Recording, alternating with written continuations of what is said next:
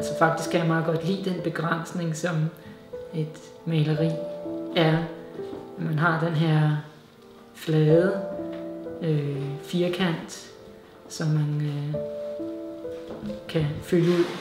Der er jo uendelige muligheder for, hvordan man fylder det ud, men man går ligesom ikke ud over. Det kan man så godt, hvis man vil, men jeg vælger som regel at holde mig inden for den ramme der og på fladen. Jeg arbejder nok med noget, man måske kan kalde langsommelighed.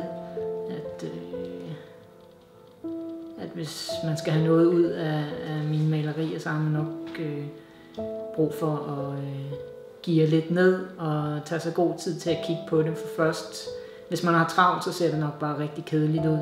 Men hvis man giver sig lidt mere tid, så er der mulighed for, at man kan opdage nogle detaljer, eller hvad man skal sige.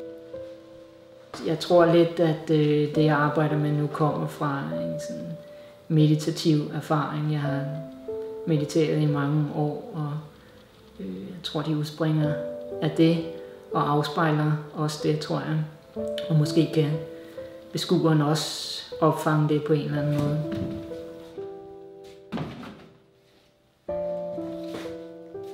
Jeg kan godt lide sådan sen 1800-tals maleri i Danmark, så jeg har taget 2 danske kunstnere og et af deres malerier hver.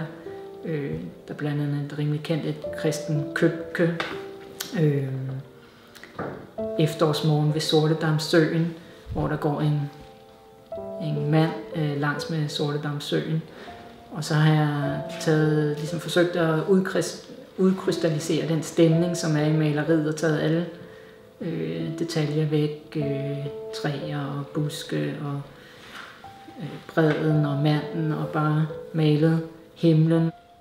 Og når jeg installerer dem på den måde, og man ser dem sammen, så ser man jo ikke på samme måde landskabsmaleriet, så ser man det mere som nogle abstrakte flader, vil jeg sige.